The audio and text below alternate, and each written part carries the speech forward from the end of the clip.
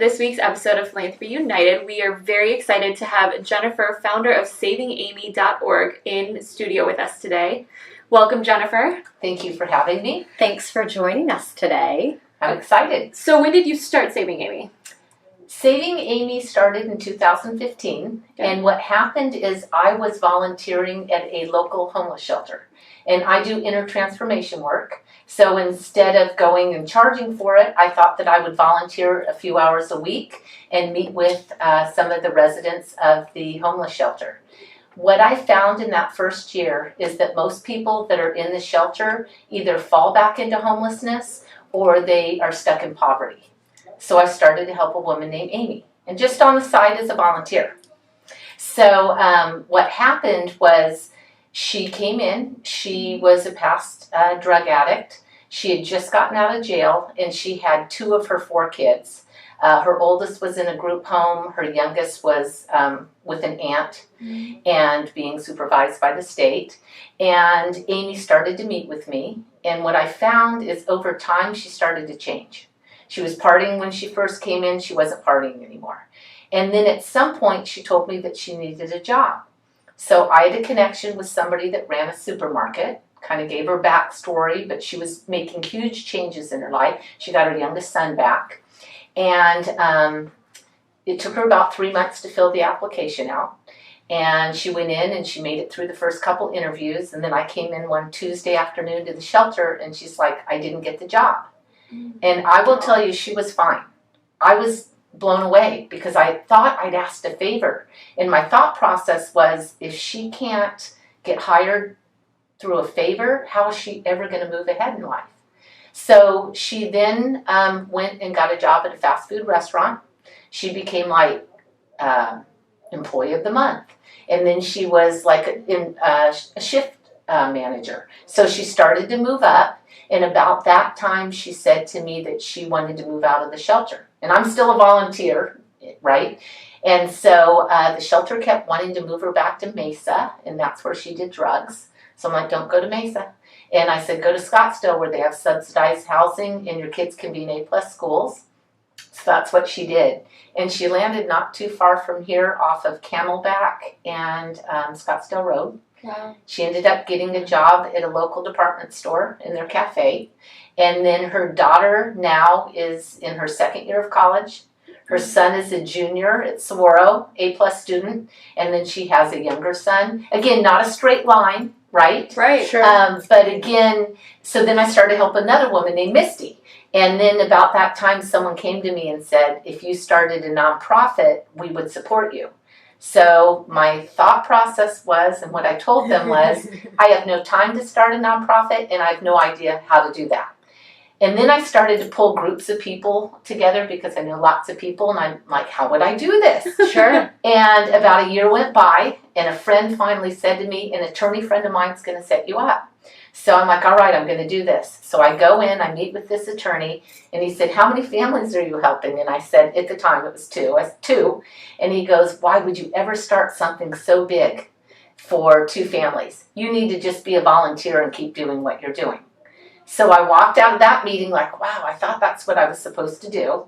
And then it's what kind of kicked me in the butt. 2 days later, I just went to a little resource center on Indian School Road, walked in the door, and I started Saving Amy. And Good for you. That's exactly what I would do too. Be like, oh, you told me I shouldn't, I'm going to go do it now. Right. That just gave me more fuel. Yes. Yes. I love this. And then I just gathered 10 women with kind and generous hearts. And for the first 4 years, we would meet around my living room table because we watched every dime. And at about year 3, we realized, wow, there's such a need. And that's when we started programs, and we landed. And then at about year 4, we have this awesome vintage house on 44th Street between Osborne and Thomas. It's beautiful, and I drive past that every day. Yes. I live on 44th. Yeah. That's amazing. Yes.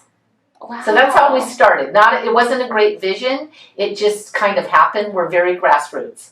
That's amazing. So can you talk about some of the programs that you offer? Yes, we have 5 programs. Our first program that we started with, it's called Rise Up Moving. What most people don't know is when someone is moving out of the shelter, they usually only have their personal items in garbage bags. So I can't tell you how many times I've gone into an apartment and the mom and the kids are sleeping on the floor. They don't have pillows, they don't have blankets. So we have a family that donated this huge warehouse, and then an interior designer that heard me speak, and she said, I'm going to make your apartments beautiful. And so now we provide everything from silverware to brand new linens to bedding to, Tuft and Needle's one of our community partners, to mattresses. What a great partnership. It is. So we make their house a home because they have to have a landing place, right? When you're homeless and you don't have a landing place. So that's one of our programs. Another thing that happened is I was at my mechanic's, and I was thinking about wanting to donate my car to Saving Amy, and I just happened to mention it to him. And he's like, well, what do you do for a living? And I told him about Saving Amy. And he's like, you know what? We have people that donate cars that don't want to get them repaired. And so we could fix them up for you. So now we have a rolling forward car program. Because once again, huge deal. It is huge, especially in Phoenix. Huge deal. You are not able to get around with public transit here in any type of expedient way. It'll take 3 hours. We had a mom that was taking her 3 hours to get to work. When we got her a car, it took her 20 minutes. Oh my gosh, how much time she got back? Right. And then she would have to be on the light rail with all her kids to go grocery shopping. So we provide cars now with that program. One of our most important programs is empowerment through therapy. I'm a firm believer that we have to have inner transformation to be able to move outwardly. So we have to get rid of our junk, right? And work through our trauma. So So we have a number of trauma therapists in the Valley, and when our families come into the program and they're ready, then we will start them in therapy so that they can, own their past, but also know that they can move through it. That's amazing. We actually just had an interview earlier this week with 2 women who started something called Fuel Ed. Okay. And it's all about helping teachers and educators understand the role that trauma plays not only in their lives, but in their students' lives. Wow. And how we have to be raising emotionally intelligent little people in order to change the world. So it's not just, this is a side program. This needs to be a top priority, but not just for the kids, for the educators as well. Because a lot of the times you're carrying around something that you don't realize is there. Right. And then you're leading with that foot. Right. Or you just can't move. Yeah. It's debilitating. They're paralyzed. And so... that's amazing. Yeah, so that's a key. I have to think that's probably for them, probably the most impactful. Like the other things are great, having a house, having a vehicle, but being able to deal with what you've gone through and to set it aside and move past it to get to a better place. It is. It's the key thing that we do. Just to give you an example, we have a mom. She was boots on ground veteran in the Army, a couple of kids, and had some other things happen to her, sexually assaulted in the Army, also PTSD. She was in the largest mortar attack. So when she got out, she just, she tried to work and wasn't able to. She ended up living in her car with her twins, who were just babies, and her daughter. And then I met her in the homeless shelter. And she would tell you it's the therapy. I mean, she's doing great now. She has a little side business. We're looking at getting her daughter into one of the top high schools. She coached for her daughter's school's basketball team. But it's the trauma therapy, right? She had to work through her stuff to be able to move forward. So it's really key. Oh my gosh. Okay, so how do you fundraise? We turn to grants for small businesses or foundations, and then just people, right? We do not use anything from the government, so it's all privately funded, and it's basically word of mouth. We're on social media. Like I said, we get a number of grants because we look for them, and then myself and our program director, we write the grants. Oh, you are a grant writer as well. Yeah, which I would love to give that job up. I really would. That's a lot. It is. We've kind of learned the hard way, and and we've learned pretty well, but it takes a lot of time. It takes a lot of time, and it's hard to find someone who's really well versed in accurately portraying everything that you do Right. in order to get those approvals. We've done pretty well. It sounds like it. We do. But again, it's because you're writing that. Well, and that's it, because I really understand it. And we're always talking about what we do, and we use an example of how it affects a family. We have 2 more programs. One is our Kids Go program. So we partner with local high schools. Mm-hmm. Our 2 main high schools are Brophy and Xavier, because their kids all do service hours. Okay. And they tutor and mentor all of our Saving Amy kids. Love that. It's really That's awesome. fantastic. Oh, it's amazing. And I actually, while I was sitting here before we got started, I got a couple of text messages where a couple of our Brophy kids are done tutoring, but they want to continue for the rest of the semester. And we get that they're all the done time. with school, they graduated? They're done with their service hours. Oh. But now they're like, no, we just want to continue until the end of the year. What good-hearted people. They are. And it's been I huge love for our Saving Amy kids, because they get better grades, they like school. Learning. Yeah, Right. when you give people the tools to be successful, it feels good. It's empowering. It so for a kid to go from maybe really struggling Right. in school and not having the resources, and your parents are really busy trying to put food on the table, Right. you know, giving that resource, it's huge. I mean, you change the course of a kid's life. It does. We have 1 boy, and we should have 2 more this year, that have just gotten into the Loyola program, which is with Brophy. So it's their feeder program, and then he'll go to high school there. It'll all be covered, and then he'll go to college. And that really changes the cycle. The parents, we can help the parents get off of government assistance. We help them move out of poverty, but most of them aren't going to go to college, Right. because they're now taking care of their family. Where I feel like you really break the cycle is with the children, and so we're putting a lot of emphasis on that. Our volunteers also would do things pre-COVID, like take them to the trampoline park, go to the aquarium. Doing the fun activities, getting them exposure to things. Yeah. I love that. Which you hit right on it. They're not exposed. They'll go to something and they'll be like, they didn't know that it had existed. So now that we're in COVID, we're having to do our tutoring online, but we finally have figured it out. It was definitely a challenge. And then we do fun things like what we call birthday drive-ups or good job drive-bys. So then they'll go and buy canes and buy for the whole family because the kids are doing well in school, or we'll drop off activity bags. Most of our kids have been home since March in little tiny apartments. So this is like a highlight for them a couple of times a week. It's huge. I'm a big sister, and I was talking to my little sister, and she was like, I haven't been to school at all. And I was like, oh my God, you must be going crazy. Yeah.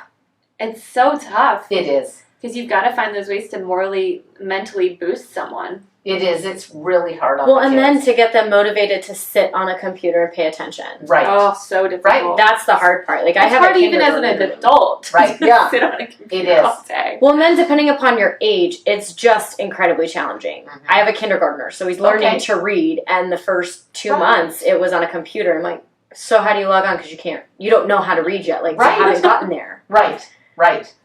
It is so challenging. It's so challenging. Our last program is called Thrive. And our Thrive program is where we teach budgeting. So we have someone that comes in, and we have different tiers to our budgeting program. Can you get this implemented in schools? Because you're right on that too, right? Because it doesn't happen when they're young. And teach how to do tax forms. Teach budgeting. Right? Teach savings. How to have a mortgage. Right? And so most of our families don't have that as adults. So we go back and we begin that whole process, and then they kind of move to tier 2, where now they're meeting one-on-one with a financial person who's really helping them how to save. And because at first they don't even know how to pay all of their bills. Right, and they're a lot of struggling to do Americans that. like that, right? Mm-hmm. And then in the 3rd tier, then they're in a small group with 2 or 3 other women, and they all have it down, but they've got a touch point, right? Things come up. So we do budgeting, we have nutrition, so we have people that volunteer and teach nutrition. It's a big deal. Yeah, we just gave some blenders and some Britas. So each time we try to make it fun. And then I love we have Britas. meditation. Yep, right. So again, Thrive is life skills. So we help to teach life skills. It's very time consuming what we do. Our program runs about 5 years. from start to, and sometimes people, right, they're kicking it by year 3, right. But the first couple of years, sometimes you have families that come in, they might not have their driver's license. Mm-hmm. They need to have their teeth done to be able to get a job because they haven't had dental care for 20 years. So the first year to 2 years, there is a lot of work that goes into it.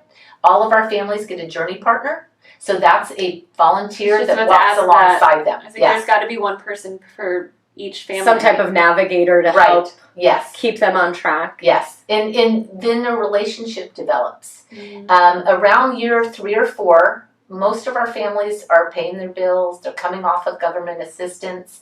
So we just partnered with Habitat for Humanity. Wow. So we're super excited about that. We're going to have our first homeowner in like 10 months. Yeah. So really, but do you see the time progression? Yeah. It takes time. It does not happen right away. They're in the shelter for about, the maximum 120 days. 70 days is an average stay in the shelter. You're in and out. So you need people that believe in you and walk with you. And 100%. That's what we do. That's so great. How many people are you guys currently helping?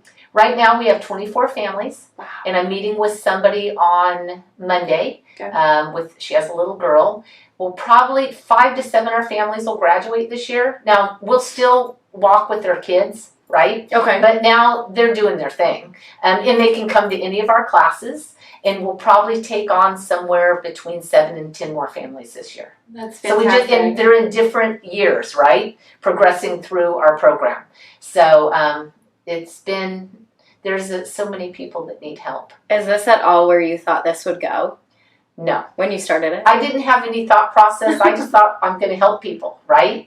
And that's the best way to do it. It is. And then there's so many people that want to help people. We have over 22 community partners. People just call me. Like out of the blue, this guy was like, I heard about what you do. I have a company where we teach people to drive, do driving lessons. We'll do driving lessons for any of your families that need to learn to drive. I love that. Yeah. So one of our girls that just turned 16, she's going to do 10 hours of driving, and he'll help her. And I get those kind of calls a lot. Or like I told you about the mechanic who was just like, you know what, let me just help you. I have a front row seat to the kind and generous hearts of humanity. It really is amazing. You honestly do. And I think that when you radiate at that frequency, things just start to attract. And it's amazing. Like, I don't believe in coincidence. No. I think everything does happen for a reason. Every person you meet happens for a reason. And it's all so interconnected. Yes. And you're living proof of it. And that's what I believe. And it is. It's a high frequency. And it is constantly, we're like, oh my goodness, look what just came in. Amazing. And again, it's a lot of work. Yeah. It is. Yeah. But it's amazing work. And some of the Brophy kids, they have to do a reflection. They'll be like, what's your favorite part? And I'm like, it's the people. I go, it's the community partners. It's our families. It's the volunteers.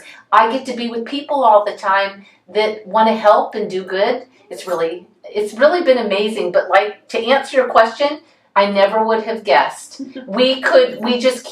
Every year we just keep getting bigger. And then we want to help more families. So then it's like, how do we stay community driven? We're all about community, about, people that might be our Christmas angels. If they want to deliver the gifts, we'll let them do that. We really want to make sure that our families are interacting with everybody, because it's not just the families that are helped, it's the volunteers. Right? Absolutely. It goes both ways. It does. Wow. Okay, so volunteers, how do you get them? Where do they come from? Well, because I told you that I had a business, which is talk to us about what you did before you did this. I do, like I said, inner transformation work. Yes. Do you still? Oh, yes, okay. I do. And so much of that work, so many of those people come on as volunteers. And I don't have nearly as much time, so I don't do it like I did before. It was full time. Now I just okay, I'll meet with a few people a week. And I don't ever say come and join Saving Amy. Just over time, they know what I'm doing. They're meeting me at my office, and then they're like, hey, I love what you do. Let me connect you to this person, or I'd love to be involved and see where I can help. And then now what's happening is we have so many volunteers, they just tell other volunteers. It's great. We love volunteering for this organization, and come and join us. And right now, putting a group together for a volunteer organization, for a volunteer orientation, and there will probably be about 10 people. That's great. Yeah. So you have a well-oiled volunteer system that you've put together then. You've got the database, you've got the programming and the training. We're getting there as we speak. It's been a little hit and miss. Come on down. And I meet with somebody one-on-one, but now I'm busy. And then we have more people and random people even that are just like, get on our website because they've heard about us on social media. And before I would know people like, oh, this person sent you.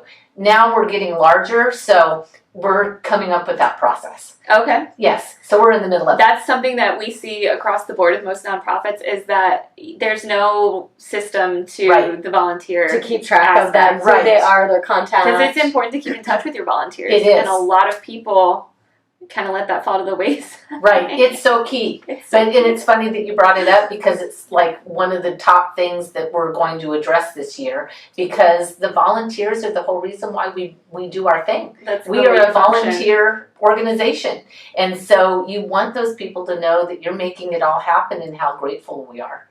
So let's pivot quickly to understanding COVID. I mean, we've, in Arizona, I feel like, had business semi as usual compared to a lot of the rest of the country. Right. But have you seen this spiking homelessness? Have you seen shelters getting filled up faster? On your end of things, what has the impact been? COVID has been a huge impact. With what happened when COVID first came on, I said we're going to circle the wagons and we're only going to take care of the families that we have now. But then what happened is I would have women walking through the door with their little girls and I have to help them, right? Yeah. So I'm like, okay, we've got to figure this out. Again, we are program based. We're not a handout. We just don't have those kind of funds. Everything goes towards our programs and helping our families work through it.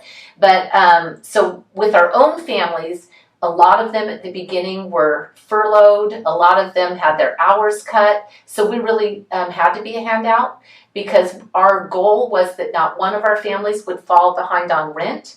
Because even though there was a moratorium, the moratorium would go off and they'd have to pay the rent. Right, and the difference is due. Right, and no family can pay more than 1 month at a time. So at a time, yeah. Right. I mean, even I don't even families, think that's your families. I think that's like general. 98% of people feel that way. So I had people going, oh, there's a moratorium. I'm like, yeah, but they're going to come out of it and have 6 months rent and then they're out. So we kept everyone up with their rent. We put food on the table when needed and we paid utilities. Wow. And then a lot of our families were able to get, move to another job or it's kind of been hit or miss. A number of our families have had COVID. So we'll cover that family during COVID. We have a mom right now that just got out of ICU for the 3rd time. Oh my gosh. And when she went in, she's never really gotten better. She has 2 young kids. Oh no. So we pay everything, right? I mean, she would be on the street. Wow. If she's 2 days late on her rent, they give her an eviction notice. And so I'm like, don't worry about it. She just got out this last week. She's on a breathing machine. And I'm like, her doctor said probably 8 weeks. So we will cover rent for the next 8 weeks. We'll make sure that they have food and that she doesn't have to ask for it. So I know we make a big impact. And then we just take people on during COVID. And what I hear the most of is the shelters are full. And so we're careful, the families that we take on. The families that we bring on are already in their housing. Right? So when someone reaches out to us and they're not in an apartment, I can give them the number for the housing hub in Maricopa County. Okay. But we don't do that. We help with housing once families have landed and they're in year 3 or 4 and they need to get into a better neighborhood. Once again, we'll get it first and last month's rent. We'll move them into a better neighborhood, but we do not do the housing aspect. That's what the shelters do. Got it. Good to know. Yeah. Good distinction too. So the shelters know that you're holding their hands and that you're a resource for them.